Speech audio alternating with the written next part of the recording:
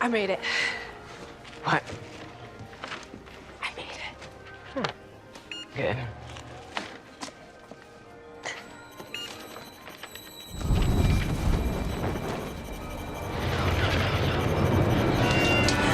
Miss, are you okay?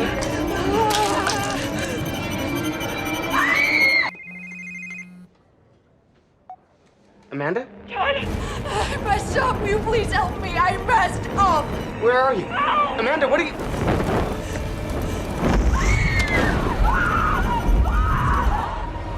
Check the wax off. This shit is hilarious.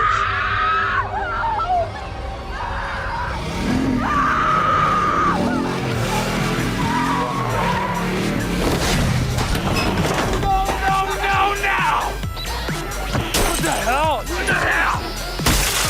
Please, I don't like him. I'm going to Boys.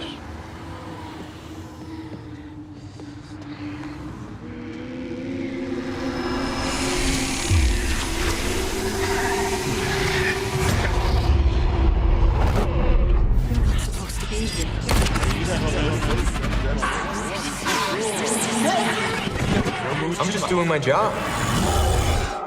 Ciao, ladies and gentlemen. One more time. Make some noise. Come on now. Dude, thank you. Thank you so much for being here. Congratulations, man, you guys. Thank this you. show is absolutely is cuckoo bananas, man. It is nuts. It's It fun, is right? out of control. You guys just had your season finale this past weekend, right? Yeah, that's on Saturday. Yeah. Now it's worldwide on Netflix, except for America. Yeah. Man, America can't catch a break in 2016. I'm gonna tell you right now. I This mean- is just another thing on the list. You guys, I think you guys have it on VOD. We do. You go to on the BBC America, BBC website, America's so- website, all the apps. We can still watch it. You had I'm it just first. pulling your chain. But that's huge, man. Congratulations. Thank you so you. much. As I've said, crazy show. It is the exact thing you'd expect if you take the silliness of Douglas Adams and sort of the energy of Max Landis and put it together. Yes. How'd you get involved in this show, man? How'd you come to this project? You know what? I thought it was a fake project. I got this audition for another character, Friedkin, and they're like, okay, put this on tape. We need it by tomorrow. And it was like the biggest monologue I'd ever seen, like a full block of text with no actions, and then 2 other scenes. And I'm like, okay. And I wasn't gonna do it because it was such an unreasonable request. But I did it, and I sent the tape in. I didn't really get a breakdown. I didn't understand what the show was or what was happening, and I forgot about it. Maybe like a month later, I get an offer for the role of Vogel, and I had no idea who this character was or what this show was, and I'm like, oh, it's from that audition, and it just happened. I was like traveling the world. I was in China when I got that email, and then I came back to Vancouver. Still didn't really know what it was, and then I finally, contracts and everything was done. I got in, sat down with Max and the director Dean, and they finally kind of gave us this whole spiel about the show, our characters, the backstories, and it finally all kind of made sense. And it wasn't until that moment that it was kind of real. How much? That's pretty crazy, man. How much of? Well, let me back up, because this show, one of the things that's incredible about it, and everybody goes, oh, it's crazy, it's nuts, but there is sort of an assumed intelligence of the audience watching it, because it does not hold your hand. From the get-go, it throws so many different plots and elements at you, and there's so many connective threads and tissue. So you got that rundown early on in the beginning. Did you have a sense of the scope of how many different lines and all that? Or did it develop as you guys were going along and you were like, oh, this guy is part of that too? And I mean, that's part of the fun of the show is Yeah. that we get to figure that out as we're going along. Like, I knew it was a Douglas Adams project, and if you're a Douglas Adams fan, you know how much he kind of has all those Easter eggs and how everything is kind of connected, right? And probably my favorite thing about this show is that, yes, we have this source material that's great, but we're not stepping all over it. We're making our own thing that's kind of in that style.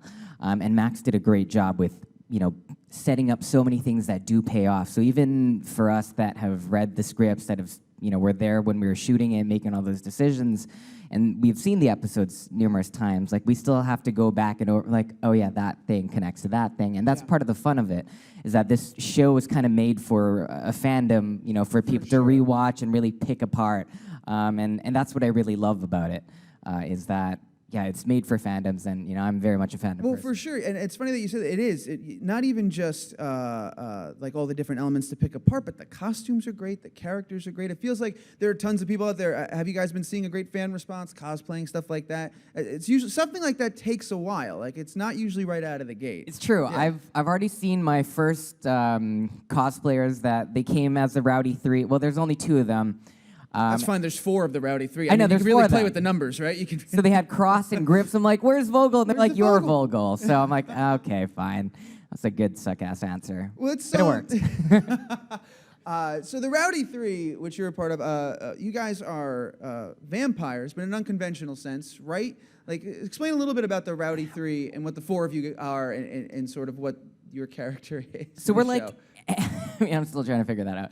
Yeah, we all are. We're like energy vampires in the sense of Monsters Inc. Right. Yeah, I'm like not, just without I'm the probably canister. Mike Kowalski. Kowalski. Oh, no. How do I forget that name? Anyways, but I'm you're the pretty little close. guy, Wazowski. Mike Wazowski. Wazowski, There yes. it is. Oh, that was going to kill me. So I would have derailed we this whole scare interview people. to get that name. Yeah, we scare people. They're terrified. We suck up their energy, and that's what we feed off of. So that's how we sustain ourselves. But it's not so much this first season that I'm excited for. Because, like the Rowdy 3, we kind of come in, and so as you saw from the clip, like really important things happen, and then the Rowdy 3 come in, and we kind of like shift everything. We save the day, or Right. we just help out because we're hungry, and usually the people involved in the show just happen to have this like really tasty energy. So Yeah, that- so you guys show up and you like Yes. scare the hell out of them, right? If you never, Yeah. not often you don't like beat them. Like when you show up in the beginning and you're chasing down Dirk, it's because you want his energy, right? Yeah, because And- he's just got this really nice flavor about him, and I mean, just watching him, you can kind of tell. So, what kind of research does one do when they're preparing to become an energy-sucking vampire? As little as possible. Yeah. I think one of my favorite things about Vogel is that when I was a kid, I had major rage issues, and one of the things that I always wanted for my parents, I'm like instead of all these like weird disciplines that you're trying to like enforce on us, like why don't you just like get a room, throw like mattresses all over, and let us go crazy on something? And that's kind of what I get to do with Vogel. And on top of that, I don't even have to be angry about it, which is the only time you really get to destroy stuff is when you're angry. You're letting out that frustration. But Vogel, he gets to see this world as new and shiny, and so he gets to enjoy this destruction that he's doing. Yeah. So our first day was, like run into this car with your van and then smash everything on that side of the street. We own it, and have at it. And it's just like this wonderful, release of energy and any frustrations that you might have built up over the week. Oh, yeah, you can tell. You guys are clearly having the best time in the world when you film those scenes. The Rowdy 3 has all of the makings of like a classic film and TV posse. You've got like the stoic guy, you've got the muscle, you've got like the really... And then, my friend, there's the wild card, right? You get to be the one. That's Vogel. You are at 11 all the time and sort of at this high energy. How much of that was on the page? How much of that did you bring into the part? Did you guys talk about that dynamic on the first day of like who's going to be who in this world? We kind of already have that within ourselves. So one of the reasons why I got the role is because Max saw my audition for Friedkin, and he's like, "That's Vogel," right away. Yeah, so apparently I have that manic energy to me. I guess I'm not entirely sure, but yeah, it's fun. Though I realize that I move around really fast and quickly, and a lot of the times the camera couldn't quite catch up, so I barely show up. I'm like, oh, I should slow down next season. But one of the things I'm most excited for is like season 2. I mean, and nothing. Oh, well, they set you up big. Yeah, they did, without giving anything away. Yeah, so season 2, I'm probably going to get to talk more, say coherent sentences, really like dive into the character. Kind of flesh them out a little bit. Yeah. Well, congratulations, too, by the way, on the season 2 thing. That's huge. You guys, well-deserved, and obviously, I think everybody's ready for it. The show, without giving anything away, really does set it up, especially for you to have like a really big arc in this coming season. Have they talked to you at all about that yet, or have you seen anything yet? Or I mean, very preliminary stages. I've heard things, but you don't until you see a script, until we shoot it, until it's up there. It's you don't want to think too hard on that because anything could change at this moment. Like Max has all these ideas, and it's honestly like sitting down with him and just listening to him tell the stories of anything. Yeah. And of course, even more exciting when it's about your future on the show. It's really exciting. Well, if there's one thing Max has a reputation for, it's having a lot of ideas, man. Like, in Okay. fact, you know, it was really funny when I was watching it. Some people have observed that Sam, in the role of Dirk, kind of channels a little bit of Max's energy. But what I was thinking is, like, if you were to like distill that impression that people have of Max and like just take that one little bit and concentrate it, like that would be Vogel in a way. Like, did you pick up on anything in working with Max and bring that in? Was that conscious decision? Was that just like, or were you just like going for broke and like swinging for the fences with him? So after we read the script, me and the other three Rowdies, like, we had no idea what our characters entailed and how we were supposed to say any of the lines that were on the script. And it wasn't until we met with Max and the director, and he he did an impression of every single one of our characters, including the backstory. And like after that, every single one of us, including the director, was like, "Oh, that's what you're going for." And then it finally made sense because like off the script, we had no clue what we were supposed to do. Yeah. I can imagine that was very helpful. I would love to have like a little Max Landis window as I'm watching the show too, to just kind of like tap and go, this is, and just kind of like. It's fascinating. I love It's so watching it. fascinating. We were talking backstage. The show, there's a really cool, I think it was a fan-created graphic already of all the different characters and sort of these lines of how all their storylines are interconnected, intertwined, and it's just this big spaghetti monster. I need to see that. Yeah, I'll find it for you when we get out of here. We'll Okay, take a look at that'd it. I would be remiss, having just watched the last episode, I want to take a second and acknowledge your dancing ability. In fact, guys, I think we've got a quick GIF that I saw. Yeah, let's take a look at this really quick. This is you in the always wonderful Hannah Marks, just kind of celebrating, and this was making the rounds over the weekend. How long did you do this for, and what song were they playing for you? They were playing Silence. Nice. It was a really good beat. We probably danced for like a good half hour, and it was hot. And me and Hannah, like after every take, we're just like, bent over, panting, like, okay, do we have another one of this in us? A half hour. Yeah, and The jackets. There was an extra that had a heat stroke that day. Watch this monkey a jump. hot day. I love it. And then you do like, it's not in the GIF, but you do this crazy little moonwalk tiptoe thing in a second. I It have was unbelievable. no idea what I'm doing. Were you just there. feeling the moment? Just I'm kind not really a dancer. I just, they're like, just go crazy. I'm like, all right. That I can do. Like I can move my limbs. You took a big swing and it paid off, my friend. This is fantastic. All right, yeah, we don't have to leave it up. I don't want to. Yeah, okay. I mean, have a hard time we watching could. myself. The cast, I mean, obviously everyone on the show is fantastic, right? But some of the people, Hannah Marks, we talked about, Elijah Wood, Richard Schiff, TV's Miguel Sandoval's on the show. There's so many great people on this show. Were there any moments where you got to kind of hear some great stories or hang out with them or learn anything from them or take anything from all this wealth of experience and knowledge on a set like this? Yeah. Another thing I really loved about the show is like from day one, they really tried to have us kind of come together as a community. So they set up like this big dinner and they invited everyone, and we don't really. A lot of us don't have scenes together, but they kind of facilitated us to hang out. We did a lot of these escape rooms in Vancouver. Really? The last one I did was with Hannah. I think Hannah, Max, and Fiona, and it did not go very well. What happened? I think Max was the only one that figured out a clue, and then we were just like breaking things. There was like this. They gave us explicit instructions, like do not turn the switch, and we flicked it twice. First thing you do. It was walk in. dark, and the second time they did, like we're not going to help you, and so we're just in this dark room trying to figure out all of these clues, and Max was the only one that figured one out, and then Did you guys figure the puzzle wasn't difficult enough? We might as well do this in complete darkness. I mean, no, and then it just turned out like we kept asking for clues. I'm like, we know we already used our 2 clues. Can we have another one? And at some point, the guy just kind of felt bad for us, so he kept doing it. And then it was like 30 minutes of Max hitting on the guy over the radio. The guy's in character, of course. Right. Did Yeah. it work? Did he get some information out of him? No. No. No. Fair enough. Well, you try everything in those scenarios. It's called a panic room. It was fun, but maybe not so good for the ego. Fair enough. How many of those did you guys do? You did that a bunch? You went to a bunch of escape rooms? Is that a Max thing? Was We that did his like idea? 3 of them. Elijah was really into them. Yeah? I never went to one of the ones with him, but he was really good at it apparently.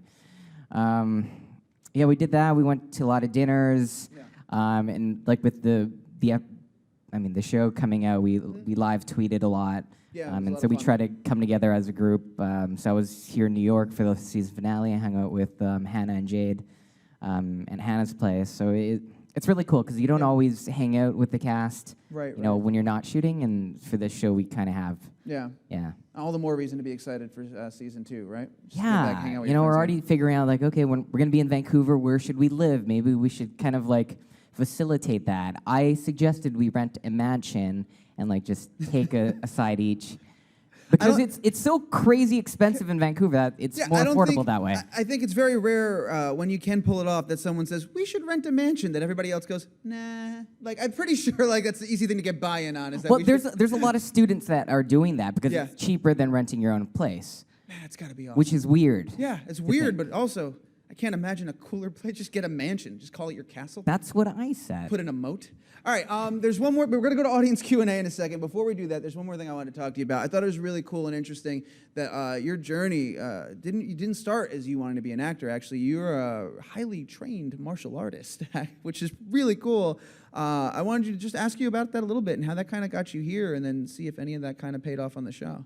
So I had a very, stereotypical traditional Chinese upbringing. My parents, my mom specifically, every morning she'd be on the Chinese newspaper and the radio and sign me up to literally every single class, free class that was available, trial, everything. And I was the only one of my 3 brothers that kind of just agreed to it. So I went and I did pretty much everything. So I got into acting classes. I got in, but it was the same as like soccer or basketball or any other activity that I did. And martial arts was something that I kind of started it late. It wasn't until I was 13 that she found a free class for that. But I love that detail. That's I know, fantastic. but it was like the thing that I loved the most because I was such a violent kid and I just, I wanted to beat people up. Not the best way of starting, but it gave me the motivation. As I got better at it, I just got less aggressive and, I learned to communicate with words rather than violence. And it wasn't until after high school that I really started taking auditions more seriously. And at some point, I think I was 20, I was training really hard with my martial art. I made the Canadian national team. My agent asked me to put myself on tape, like 30-second demos, like show us that you can do martial arts. Yeah. And I did, and they flipped out. They're like, why didn't you tell us you could do this before? And I'm like, well, it's on my resume, kung fu at the very bottom. And they're like, we represent Asians. It's literally on every single person's resume, but no one's good at it. And all start with kung fu. yeah, right. And it was like I was on the Canadian national team, and so he Incredible. sent this 30-second thing around, I don't know, wherever he sent it. But like within 3 months, I got a lead role in this mini-series shooting in China where I carried all the action scenes. And, it was like my first big foray into acting. And that's the first and only action thing I've really done. And it just led to another acting role, and then at some point I'd been like, now I'm so far from action, and I'm itching to get back into it. But I've been away from it as long as I've been in it, 10 years. Well, it looks like you that's incredible, because I wouldn't have guessed that you were that far removed from it, because you look at a lot of the action and stuff that happens with the Rowdy 3, and a lot of like the fight scenes, even though they're supremely chaotic, there's like almost like a chaotic ballet to it. Like there's like you guys fight in tandem, like you're jumping off of each other. One guy will knock another guy into your momentum, and like all these really cool things. And I thought maybe I was wondering if you like worked with the stunt coordinator at all, or if just maybe you were extra comfortable in doing that because of this background. And like, All of the Rowdy 3, we all have somewhat of a physical stunts background. Yes, and we all knew all the stunt people coming in already. We're all from Vancouver. We have we have a good relationship with them. So we got to play around with the choreography. During rehearsals, we'd figure things out, and we kind of play around with it depending on okay, what can we do and what do we have time to film. So I mean that stuff is really fun, and it's been a while where I got to be so physical. And Vogel especially, I mean, I wish I didn't pick such heavy boots because I would have loved to do more jumping. But Those boots look badass, though. well, they're like 2 sizes too big, and Fair you know enough. I'm All right. at risk of rolling an ankle like every day. Hasn't happened, so yeah, not yet. But yeah, it's a lot of fun, and you know certainly all of our experience definitely comes in handy with that. I thought more injuries would have happened, but there we did have one injury. It was and it was for the silliest thing. I don't know how much I should say, but Would we you were get a splinter? What no, it was like we did this crazy fight scene, and then everything was fine. And it's like, okay, run back into the van, and like Michael, who plays Martin, he hits his head on there's this thing that was hanging down inside the van, and it's a dark van, so you can't see, and we were running into it so fast, and he just hit his head, and That'll get you every had time. to get a couple of stitches. The So. old hit your head entering the van trick. Yeah, I man. know, right? We've all been there. Well, look, man. Avoid everything else. It's the van. The show, I can't say it enough. It's a ton of fun, man. Congratulations on it. People, like you said, it's on Netflix worldwide right now, not in the U.S., but everyone in the U.S., we can check it out on BBC America and on the apps. I want to turn it over to audience Q&A, get a couple of questions in before we get out of here. Our first one right here in the back. Hey, Osric, thank you for being here. Thanks for having me. If you could play a different character on Dirk Gently, who would it be and why? Bart. Absolutely Bart. So she plays this crazy assassin character. I mean, Fiona does an amazing job with her, female character. But it's there's something really fun about playing a psychotic assassin that's very vulnerable. You know, she has some of the most heartfelt scenes and moments. But one of my favorite little snippets is when she has Ken. They're at this gas station, and she goes in, and it's in the process of being robbed, and she just bloop, bloop, and just kills the two guys without a second thought. There is a moment I particularly enjoyed where her and Ken, they're kind of being attacked, and the dude throws a knife at her while her gun jams. It. And it's just the handle hits her, and she's like, oh, and she picks it up, catches it, and throws it right back. She's incredible. She's so nonchalant about all of her skills. And again, this super sensitive character that you get under that surface. She's a lot of fun. That makes sense. The Bart character is that is my dream character to play in a kung fu movie someday. You know, growing up, that's the character I always wanted to play. Crazy, but with a soft core. Yeah. Yeah. Okay. That's sweet. Let's go ahead. Let's take another one. What do we got out there? Hey man, thanks for being here. This has been a great and insightful interview. So I know you just briefly talked about your stunt background. For you personally, what was the most dangerous stunt that you've ever been a part of in your lifetime? It was. I mean, seeing that I've only really done that one action movie. One of the reasons why they hired me was because and a lot of reasons. I actually got that role from default because no one else had all these credentials. But I was an actor that could do my own stunts, that was non-union, that was Canadian, Chinese, speaks English, and could live and work in rural China without all the amenities that Western people are normally used to. So I'm like, yeah, I just spent 6 months shitting in a hole, so I can totally do this. That was listed on the resume just under Kung Fu. No, I said that in the interview. And they believed me, and I mean, I had.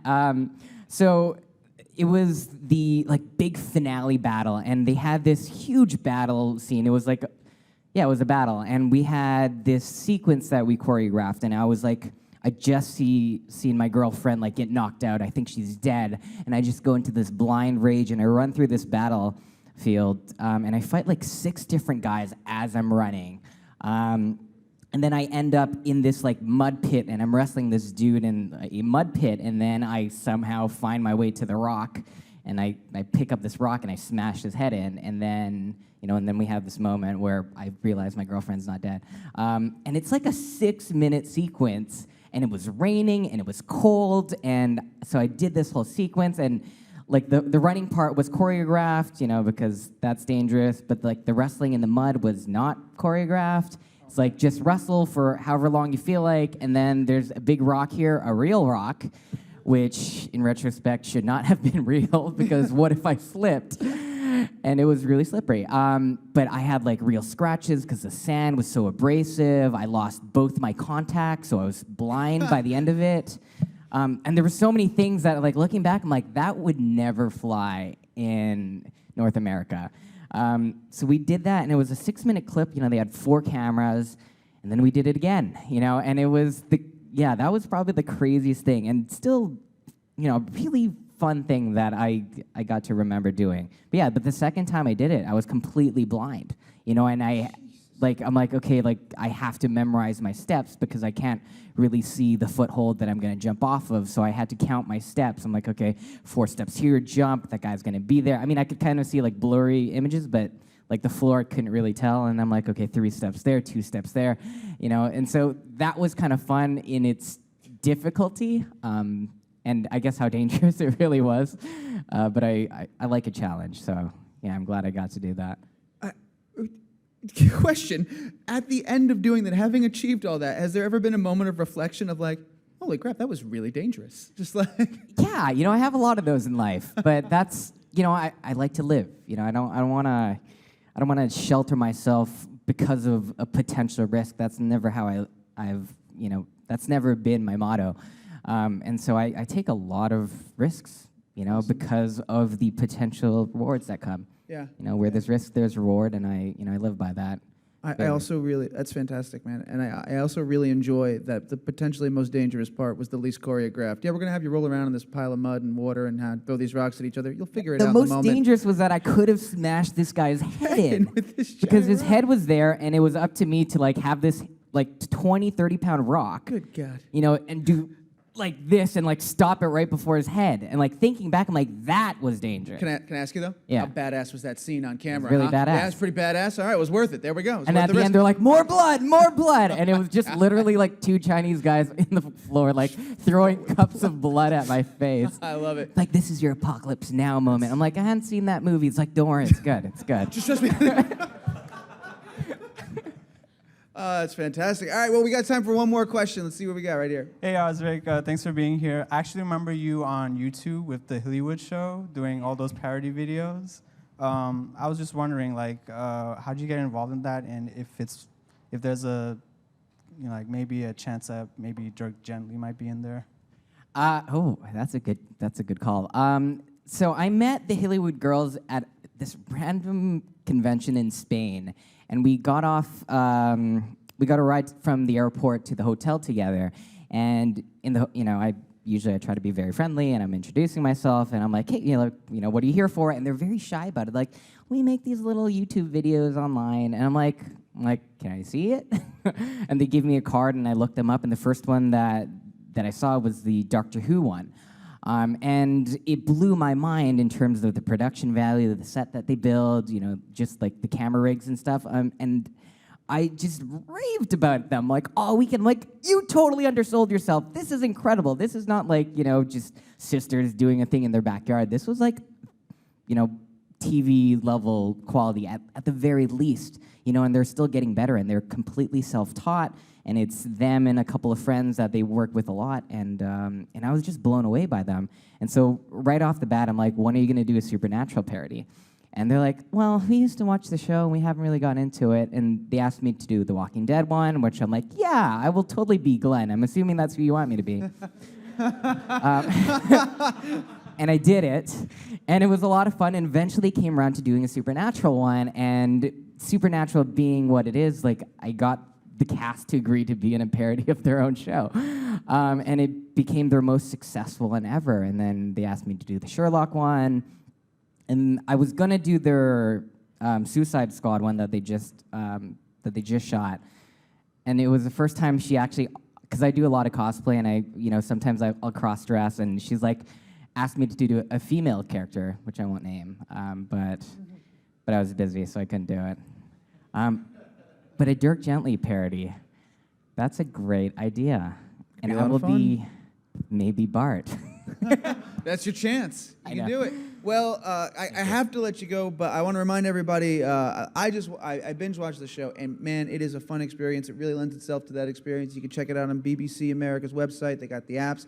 And if you're anywhere else but America, you can watch it on Netflix right now. You're probably already watching it. It's a fantastic show. One more time, guys, please, thank you so much. Osric Chau, thank you for being here. So good.